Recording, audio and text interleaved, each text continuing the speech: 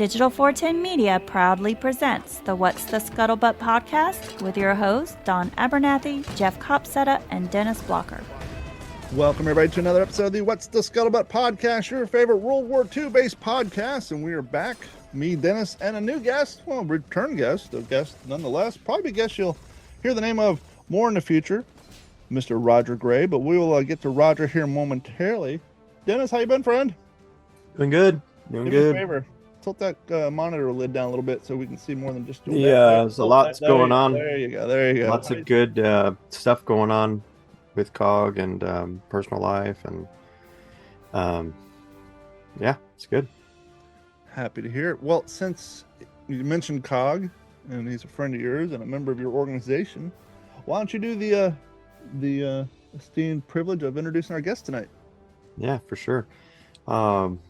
Roger Gray's been with us before, and a lot's happened since then. Good stuff. And Roger and I go way, way back to over 20 years. And 27. Yeah. And I think that's more of an indictment on Roger's patience more than anything else. So how did you guys meet? I mean, we have plenty of time here.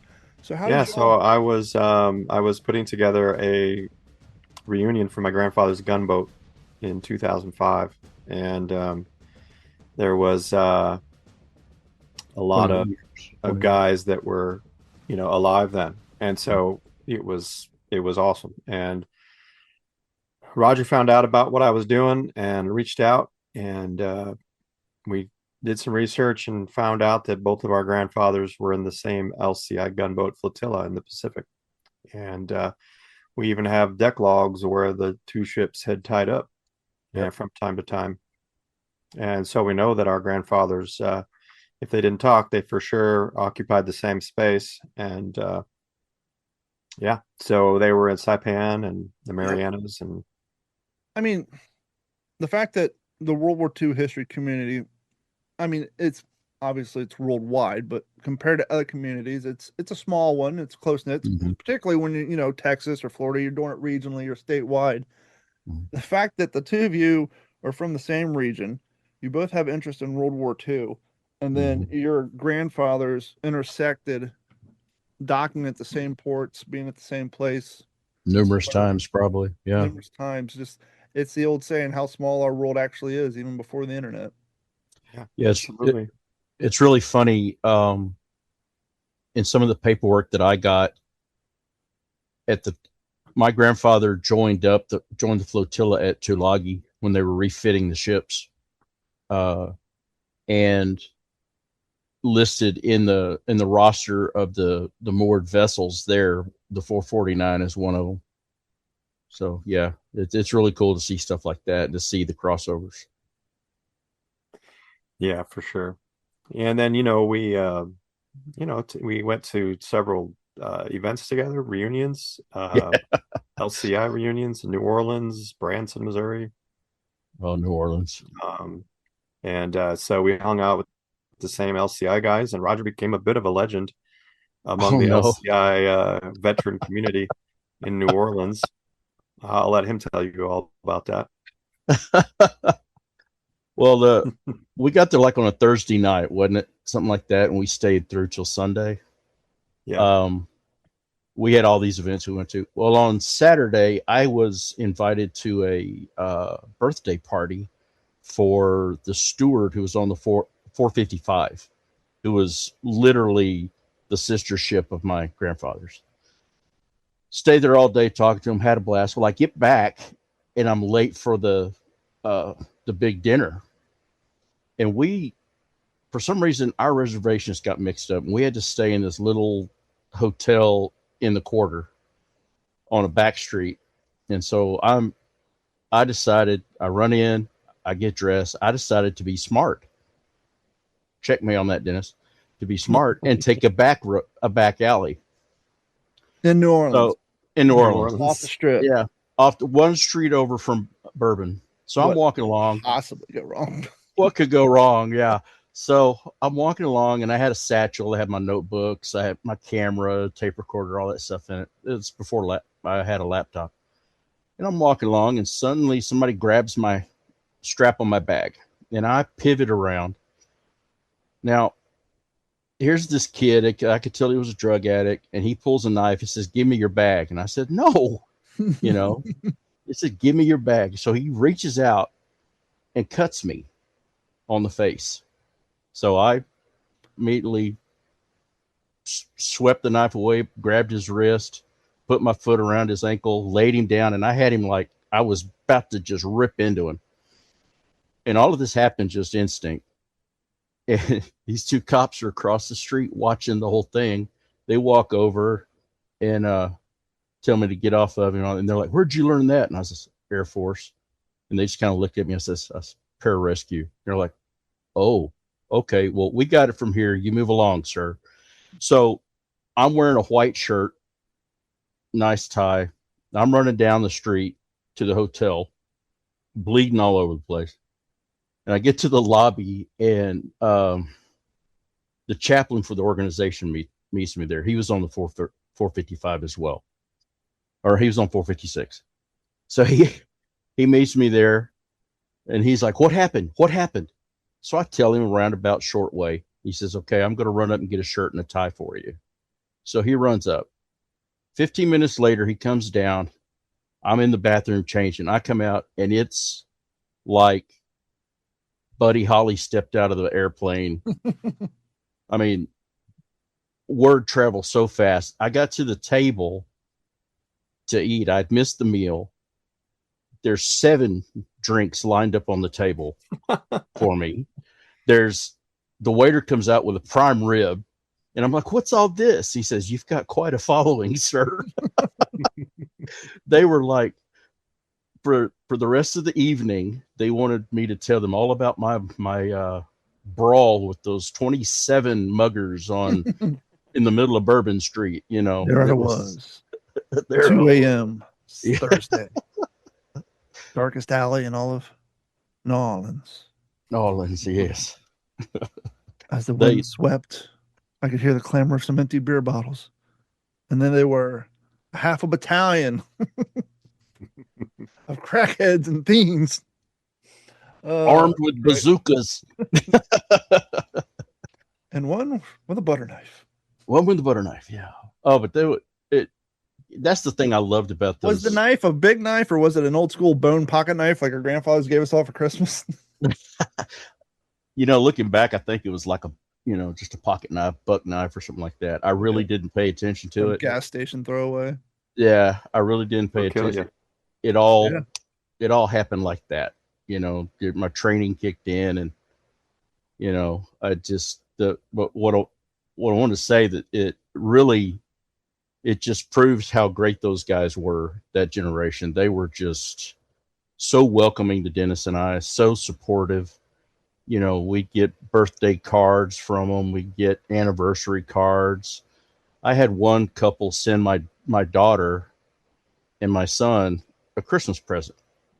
And I'm just totally just blown away. Oh, awesome. So, yeah, it was the Captain Love. We'll hear more about him later. And so, Dennis, we discussed a few times, and plus, forgive me, guys. I'm an IT guy, and we had to onboard a whole new office, and I literally talked on the phone for 8 hours today. So my voice is about shot. Oh, boy. Dennis will be doing a lot of the talking today, but leading us up, we've discussed in past episodes how you and Jeff had come to create the Conservators of the Greatest Generation, aka COGG. And because you guys weren't trying to just do some Facebook group or some little cool thing between you and Jeff, because you had a vision and you actually wanted to make a legit organization that requires logistics and people and a team and a crew. You need a team and a crew. And so you reached out to like-minded individuals, obviously one of them being Roger. How did that come to be? What's his role? And how are things, pun intended, rolling along for COGG? I was drafted. No, go ahead. Kicking and screaming. Kicking and screaming. There he was with a knife. No, we know if you formed a nonprofit and you've put a lot of time and effort into it, and it's been on your mind for germinating for 20 years almost. And then the time comes when you're going to make it happen. You're very selective on who you want, to be a part of it. I had seen firsthand Roger's electricity that he has with people, that he can just pull people in and talk to them and they just start forming around him. Case in point, I have some great photographs of Roger Saturday at the local San Antonio football team arena team. We had a table set up for COGG, and Roger had a whole family with kids included, just absolutely enraptured with what he was talking about, all gathered around him, the mom, the two daughters. And that's why I remembered Roger, and I was like, man, I want to make sure that Roger has the opportunity to, if he wants it, to be a part of this. And I knew, and specifically that with our main mission being a database project, that's going to require someone who has some people skills and is able to get your vision across to other people with your words and your communication. And Roger's able to do that with voice. He's able to do that with text, with writing. And so it was just a matter of was he going to be willing? And I'll let Roger talk about that. Well, at one point, Dennis and I had thought about starting a program with the LCI Association as the descendants, to keep that going, to honor them that way. And for personal reasons, I had to drop out of that.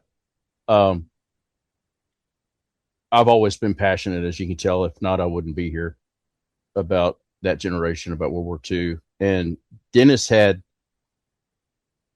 called me to his office one day. I think I was between jobs, and I came by and started telling me about it. And next thing you know, it turned into a big brainstorming session. Of that little 30-minute turned into like 2 hours or something. And so I thought about it, had some ideas. I kept pinging Dennis about it. So finally he said, well, we're having a board meeting. Why don't you come up and I'll introduce you. And I guess we were 20 minutes into the board meeting and they all voted to make me a director. So that's pretty much how it happened. That's a very prestigious role in an organization such as that. Yeah, at times, at first, the magnitude didn't hit me. I guess you get the excitement, the rush, the adrenaline of starting something new. And I'm the type, when I start something I'm passionate about, I go in guns blazing, artillery overhead, let's get it done. Let's take them out.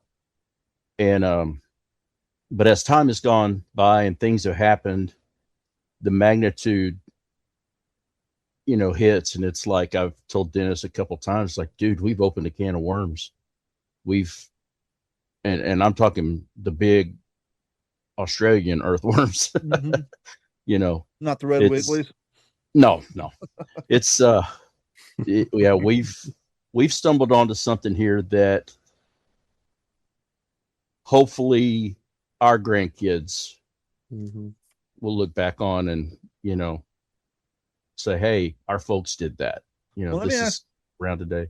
Let me ask you guys this, because we've had, Jeff and Dennis we've discussed COGG briefly and here and there, but let's get down a little bit of the brass tacks. If you're a listener of the What's the Scuttlebutt podcast and you hear about COGG, you hear about the, what you guys are wanting to do, what can our listeners do? How can they reach you if they feel they have avenues to some of the things you're looking for? We've discussed you guys are wanting to make a roadmap to small museums and try to get an organization that way, building a database of museums and what they have, and maybe even go a little bit more details of what other realms COGG is wanting to pursue and to build into this database. What are some of the things our listeners can maybe reach out to help you guys achieve some of your early stage goals?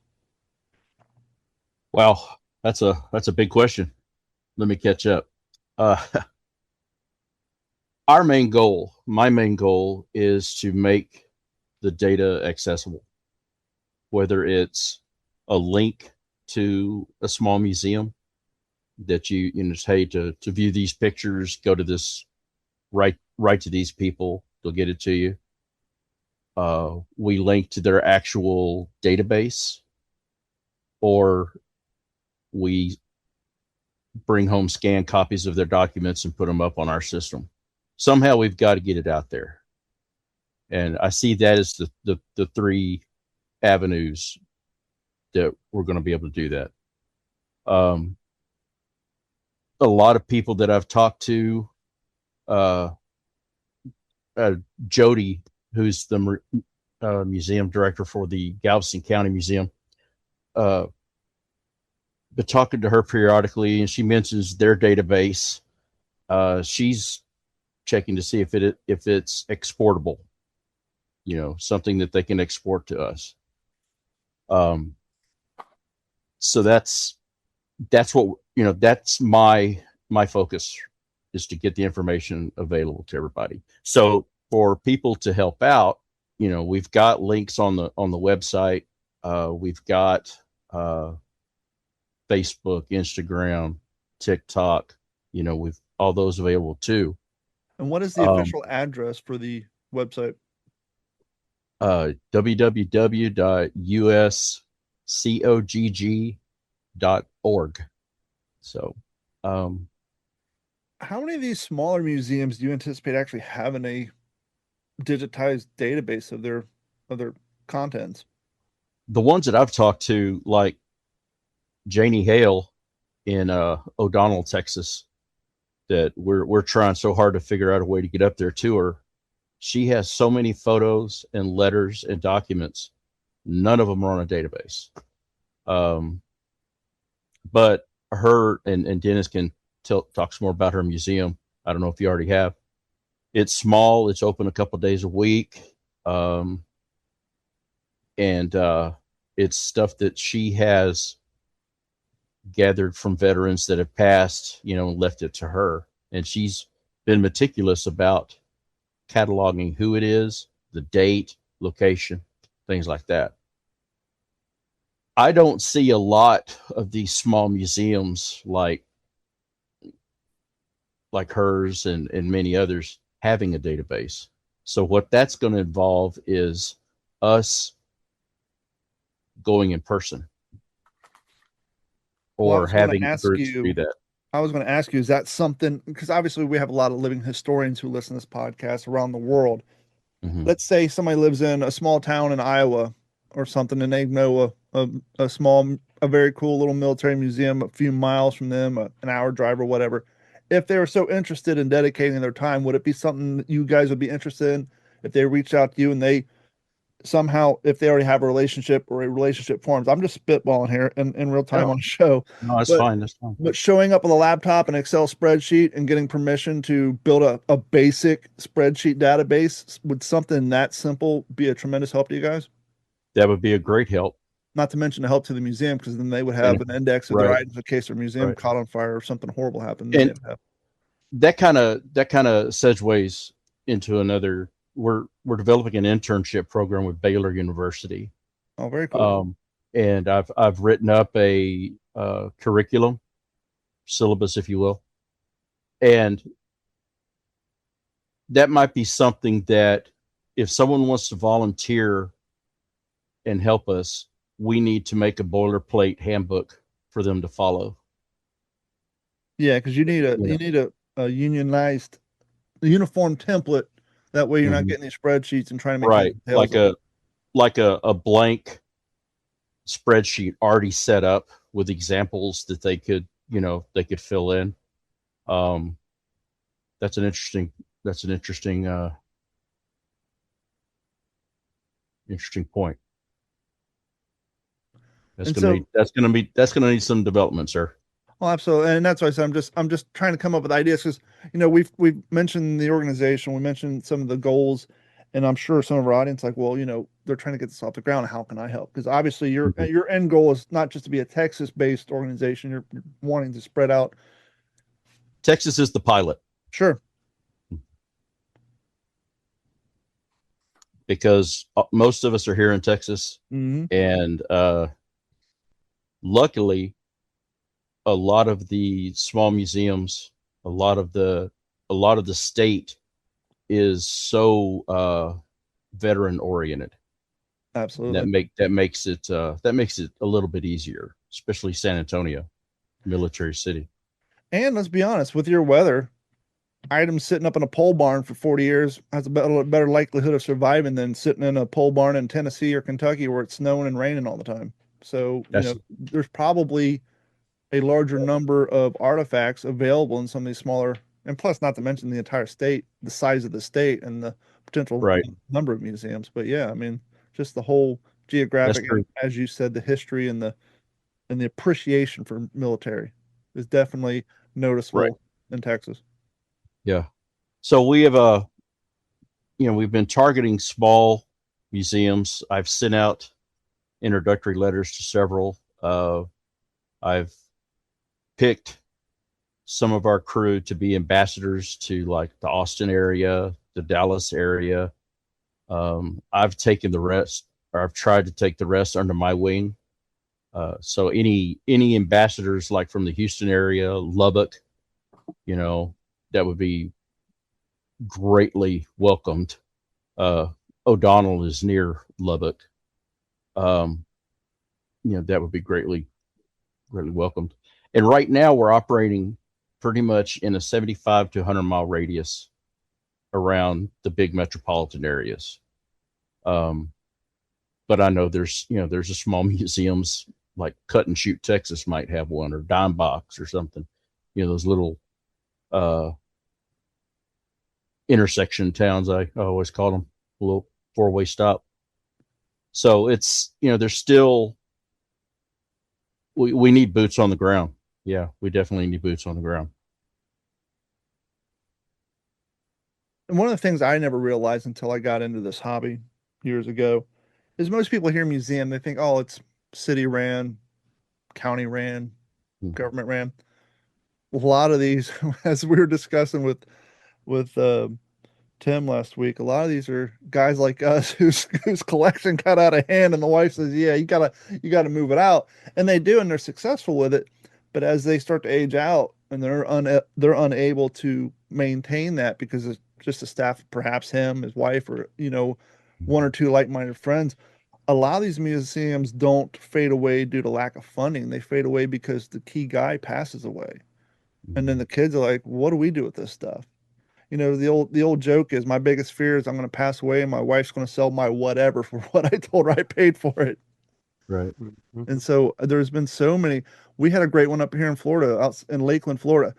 Place was beautiful. If you go to my old early World War II pictures on Facebook, you'll see it looks like I'm on a movie set. It's one of those classic old school museums where they have the streets of France and they got the Germans set up in the windows with the MG-42 sitting out, and they got the blinking street light and the rubble everywhere. This place was like that. You'd walk in and Oh, there was wow. the facade of a naval ship, and you see the cargo net hanging down, and you turn around the corner. 5 years later, the guy passes away, and the family's like, "What do we do with the stuff?" And sadly, they liquidated it all. But I know a couple people whose collections boomed. One of my friends basically bought some of the rarest M1 helmets that this place had, and it just, so a lot of that stuff goes to collectors. But sadly, as you guys say, you like to conserve history. Well, when that stuff goes to private collections, no one sees it anymore. That's right. Yeah, there used to be that reminds me. I grew up in the Houston area, was in Galveston a lot, and one of the highlights of my trips to Galveston was a store on the Strand called Colonel Buppy's. It was a 4-story warehouse that was all military surplus, and was there for probably, I think he opened it in the early 70s, and he just recently passed away probably about 15 years ago, and they sold off all this stuff, and it just broke my heart. Broke my heart. So, but he had a lot of museum quality items in there. I would have loved to have gone to that Yeah, liquidation sale. those were the NFS items hanging up on the wall, not for sale. Right. Right. Yeah, that's So, it's hard to find somebody that's got, it's like Roger said, you've got your people that are, super pumped in the beginning, but it's not a race, it's more of a marathon. And so, being able to maintain that discipline, really discipline, and is it in your almost, it's like it's in your DNA or it's not. And sure, yeah. we'll take the help of the flash pans because they'll be good for a couple weeks or a month, and we'll get some great stuff done with them. But we also need the marathon runners, and looking at the projects that we have and the concepts and the different things that we want to do that we've thought up from experience. A lot of it is going to come down to networking. And for instance, in O'Donnell, I really like the idea of O'Donnell because here's this woman who specifically actually fills all of the descriptors that I originally thought when I was describing museums to those that were interested in COGG. I told them it's going to most of these museums we're looking for are pretty much only open 2 times a week. They're almost predominantly 95% of the time staffed by an elderly woman who cares deeply about the history of the area. And they are operating on a shoestring budget, and they have a tip jar that is empty. It's got dust bunnies in it. It may be an upturned beetle. And that's it. And that is exactly O'Donnell. Yeah. And the first place I reached out to was the Jeannie Hale, and then I asked Roger. I was like, "Hey, go ahead and make contact and see what you think." And it turns out that she has this amazing vision. She could see the writing on the wall, and for the last decade, she was getting all the World War II veterans from the county. She was having them write on the back of their photographs information about the photograph. I mean, who does that, right? It's one of anybody who goes to antique shops. You've all seen that stack of photographs, black and whites, that are available for $1. And there are about 10 or 12 in a stack, wrapped in a ribbon, or sometimes in a plastic sheath. And they're $1.50 for 10. And there are actual, real human beings with real lives, real families, real sacrifices, real amazing accomplishments, real failures, real sorrow, and no one knows who they are because no one wrote on the back who's in the picture. And so they end up at an antique shop. Or if they did, it's kind of a reminder note for the person who wrote it. There might be just a date. You're right. And then it's like, well, what does that mean? Trigger their memory, but for the general public, okay, great. So this was 1944. Exactly. So here's Ms. Hale, and she's friggin' cantankerous and getting after it, and she's making all these World War II guys write on the back of these photographs. So evidently, I think it's 1,600, isn't it, Roger? What's the number of photographs she said she has? She told me I think it was higher than that. Okay. I think it was almost like 1,800 photos. And how many of those, Roger, would you estimate have been digitized? None. That's a long exactly. process. So none have been digitized. So is this a project that Ms. Hale is going to do? No. No. She's not going to do it. So, and actually, while we were sitting here, I just had this epiphany that maybe the thing to do is to reach out to churches in the area. That's a good idea. So I just Googled while we were sitting here. I Googled, and there's a First Baptist Church, and they've got a really large congregation, and they're going to know people that are interested. And maybe what we do is this is like real time information for the listeners. Yeah, brainstorm going on here. This is maybe what we do is we reach out to Ms. Hale, and we reach out to this community of people and say, hey, can we use your fellowship hall for a What's in Your Attic program? And we have Ms. Hale bring all those pictures to the fellowship hall, and we have 6 long 8-foot tables spread out, and then we have laptops and scanners and digital cameras, and we make a day of it. Maybe that's what we do. So we also have the pizza and coffee. They also have the Right. 35 millimeter negative scanners too. Have you seen those little USB scanners? Yeah, for sure. And maybe the ladies of the church make lunch. Maybe they do a potluck for everybody that's there, and maybe we make this a big community thing. And Yeah, let's reach out to them. I'm going to look up and get that church. He says Baptist Church. First Baptist Church O'Donnell. And here's another brainstorming, maybe not just for this, but in general. Not all schools, but I know some schools have a community service program, right? Where you put Yeah. an X amount of community service.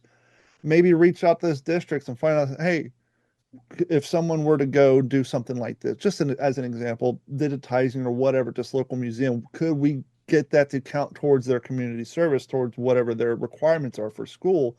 And then that may be a way to, because one of the hard things about this, obviously, like you said, the desire, but for people our age, it's the time, right? We got families, we got full-time jobs. And so if you're able to, get some time from some high school kids who have expendable time, who are, the ones who are college bound, they're looking to pad their college resume, or they got to get those community service hours that their school requires.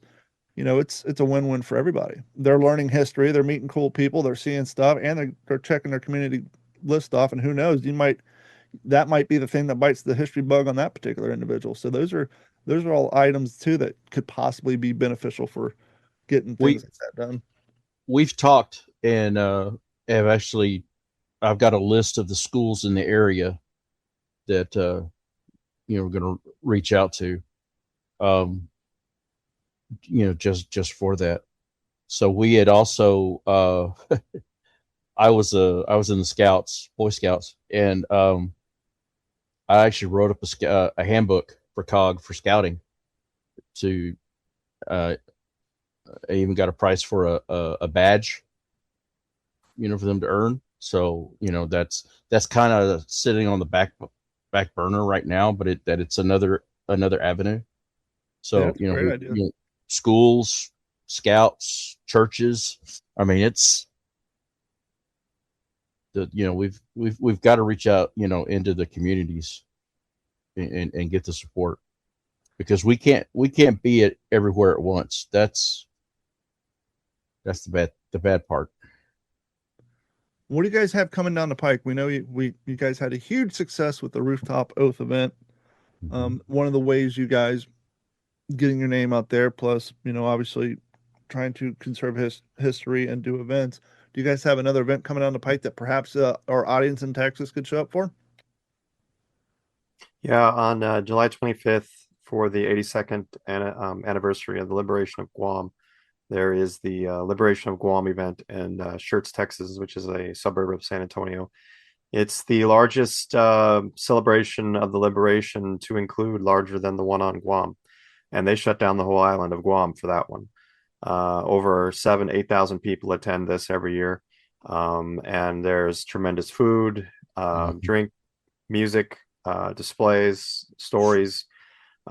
Leading up to it this year, the Library of Congress has sent out a scout for interviewing, and she has got with me, and we got with Lawrence Siderly in the Rooftop Oath, and Debbie Stangoni, his right hand out there, the office building manager.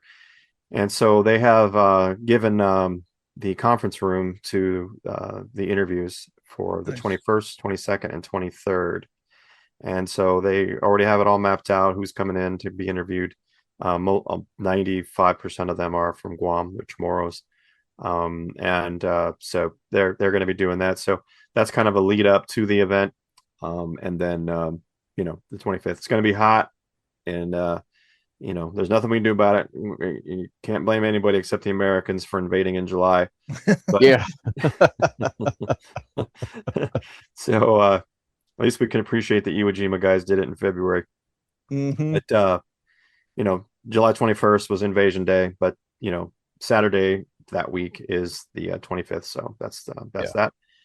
We just had Roger and I manned a table at the San Antonio Arena football team, the Gunslingers, and got Roger made some great contacts there, and we got to fly the flag and have a table. And I was dressed up as a LCI gunboat sailor with outfit and my steel pot and satchel bag for first aid. And And then Roger was debonair with his looking sharp and talking to everybody. Dressed up like a salesman. Yeah. Bible or vacuum? Probably vacuum. Hoover guy, huh? Jeff's doing No, Kirby. I'm sorry, Kirby. Don't mean to. Kirby. Kirby. Gotta sell Kirby vacuums. Yeah. Hoovers aren't. Those don't last. My brother was a Kirby salesman for like 2 weeks. Jeff's doing a bunch of talks. A lot. I think he's got 4 or 5 lined up within the next couple weeks, month or so. He's talking at Rotary clubs, Lion clubs, this and that, getting the word out. We've got a lot of great contacts from people with special abilities that are really interested, including a web designer who hopped on a meeting with Jeff and I the other day and came up with an amazing concept for the website. And Cool. basically what that's going to look like is the every single item that we have in the Honor Archive logged in, digital photographs, newspaper articles, magazine articles, letters, journals, whatever. If it mentions a place and a date, then it gets a pin on a world map. And the map can be toggled for year. So if you want to see anything that COGG has in 1943, you'll see the world map and it'll have pins. And we got to see it live. We got to see it actually does it. And then if you wanted to see what happened on June 6, 1944, you can see that to date, the actual date. And you'll see that what Red Skelton was entertaining troops in Georgia while guys were heading towards the beaches in Normandy. And you know what I mean? It's so Yeah. Another cool thing that was revealed was that if, for instance, if you were going to write about Normandy for a high school paper or whatever, all you got to do then is you zoom into France like you would Google Earth. You zoom into France, you start at the left where Normandy, the first pins on Normandy, you start there and you just start clicking. And as you're writing in your story, you click a little bit more to the right. You click those pins and you're actually advancing across France with the pins. And it's for your story. And so as you're writing your paper, you're actually able to click and you're getting more and more and more primary sources that are actually complementing as you progress in your writing. It's almost encouraging you to write faster. And so, I mean, that's a freaking dream for historians and students. And every log will have a cite as for the student, so they can click that and they'll be able to cite it. They don't have to look at the Chicago Manual of Style to see what the proper way to. It'll all be set up for them. So it's just a copy paste. And then the idea being that we don't want to take you out of your zone when you're writing. You should be able to write, use a resource, copy paste, keep writing. Don't come out of it. Stay in the zone. Keep going. And stay on the COGG website. Yeah, I haven't seen it yet. I'm anxious to see it. I'm anxious to see that. I'll send that over to you, Roger, afterwards. Yeah, I want to check that out. Actually, Don, I'll send that to you as well, so you can see that. Now I know you guys posted a teaser trailer for your for the documentary for the Rooftop Oak, February 27, correct? Yes. The release date on that. Very cool. Yes. Yeah, that was Nick wanted to make that happen on July 4th, the 250th anniversary. And so he worked hard. He was the guy behind the camera, and Kaylin, his better half. And, they worked really hard to make that happen. And they had computer crashes and the system wasn't accepting. It was just the loads were too high. You know that better than anybody, Don. Mm-hmm. And so he had to switch midstream into a whole new program and learn it. And he did. And, we tweaked it. And one thing that I love working with him is that he can take constructive criticism. He doesn't take it personal.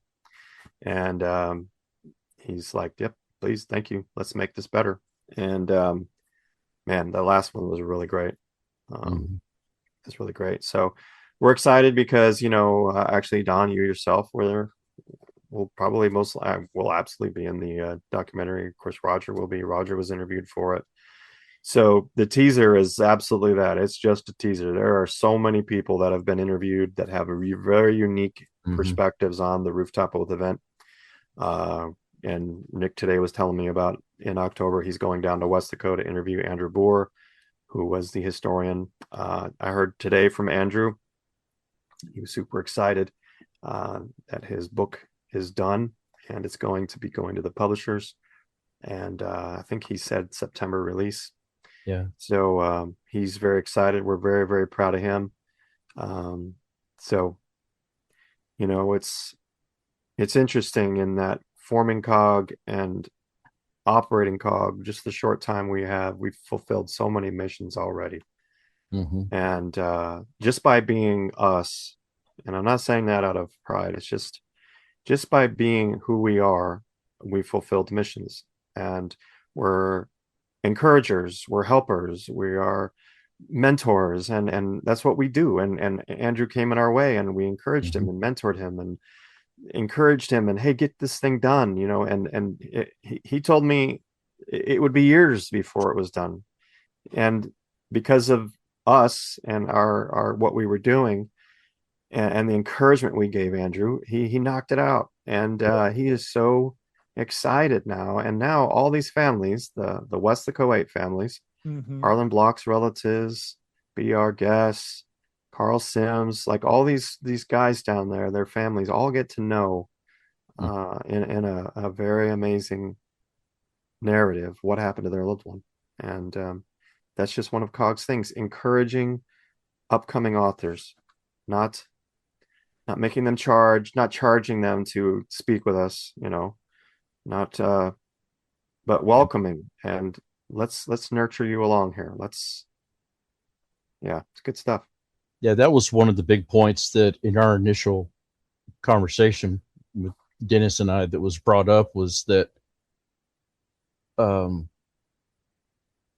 it would be good to have a way to set up connections with established authors, historians, with up and coming historians, authors, you know, to develop some kind of linkage that they can go through to meet those people and, you know, get help.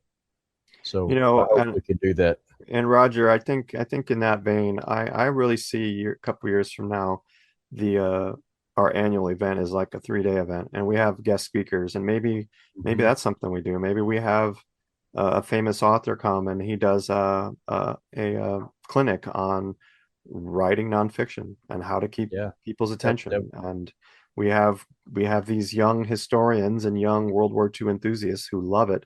Come and they bring a notebook or they bring their tape recorder. That's aging myself. They bring their your quill.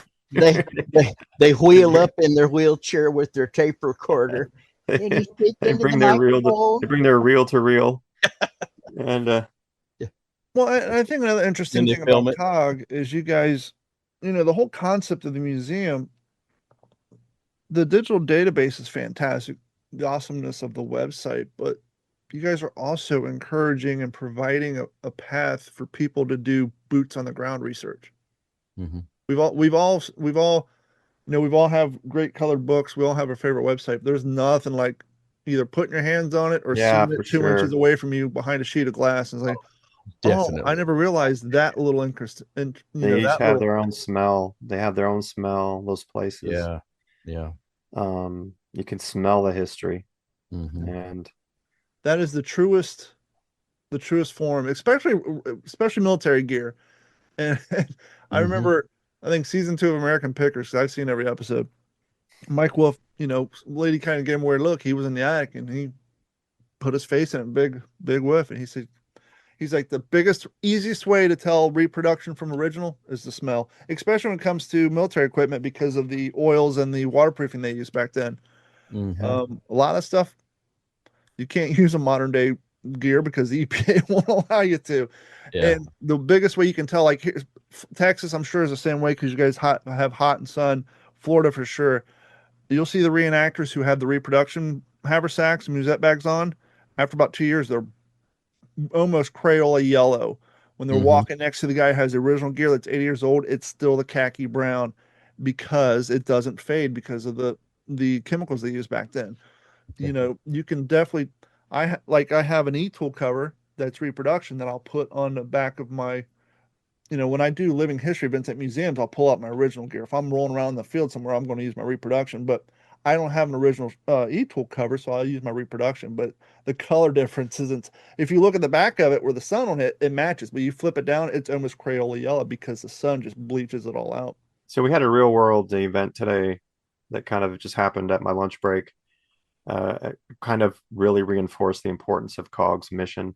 I was reflecting on driving up to Decatur, Texas, which is about a 5-hour drive from San Antonio.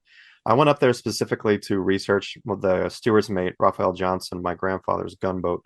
He was from Decatur. And so I went up there. I went to their historical society.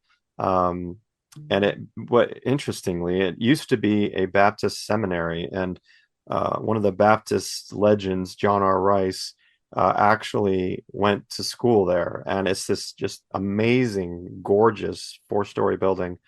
Looks like a castle almost.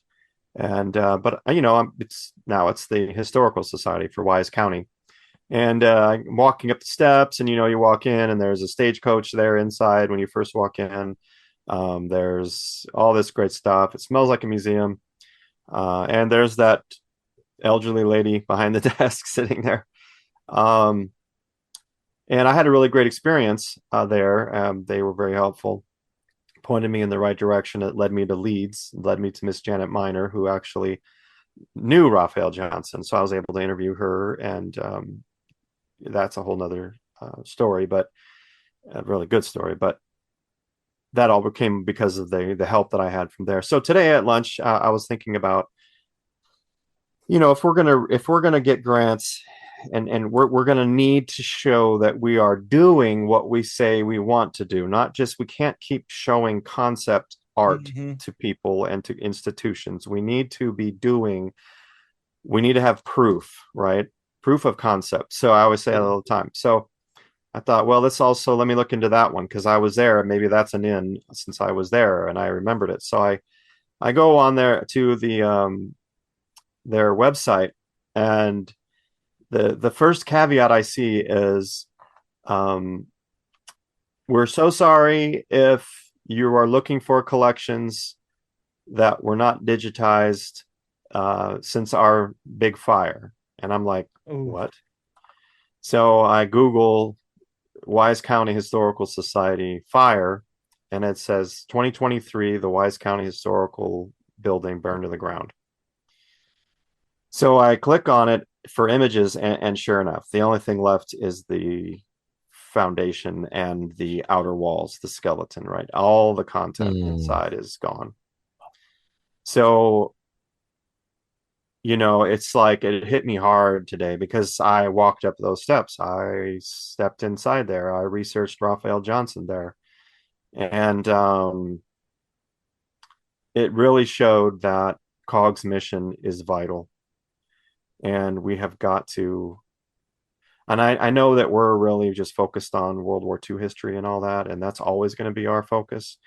But who knows where it will lead one day. But all I'm saying is that it did make me also rethink one of our mission parameters, was that we are only to point to museums and not get their scans of their equipment or their items. And that made me rethink that, because if we had actually scanned everything and not just asked for an Excel spreadsheet of their collections, then we would at least be able to present to Wise County Historical Society scans of all of their collections. So this made me rethink, and this will be some conversations that we'll have as a group through the next coming weeks with this heaviness, that what do we do? Do we have the collections, and then we offer folks they have to donate, and then we give that to Wise? I mean, I don't know. I don't know what that looks like.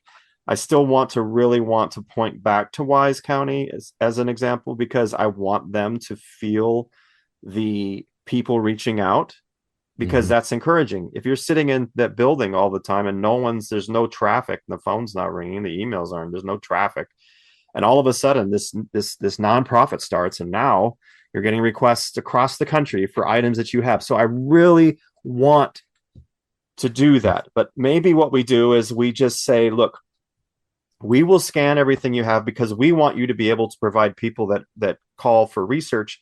We want to be able for you to be able to send them the scans of what you have, because obviously you're not going to send them the actual thing. They're not coming here to touch the real thing.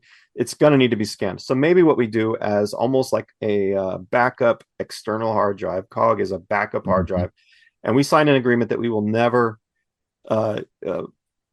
send out items from their own collection, but it will only serve as backup in case anything ever happens to them, and without signed agreement.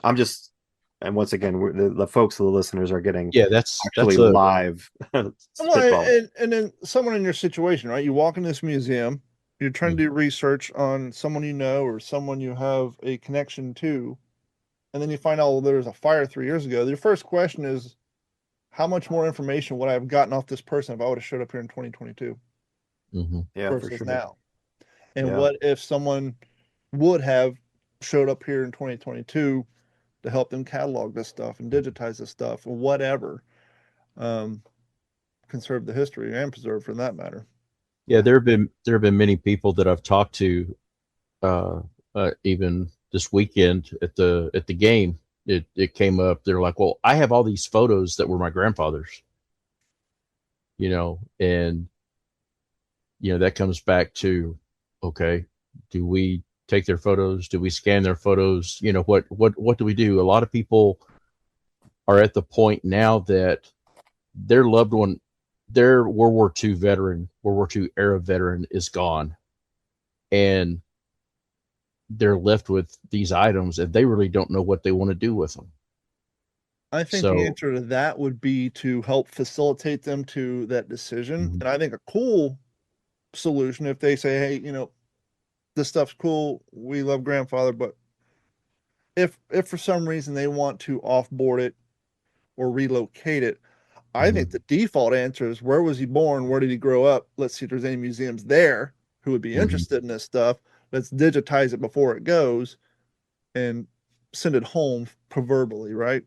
My grandfather's from Richwood, Kentucky. It'd be cool if I had stuff like that. Sadly, I don't.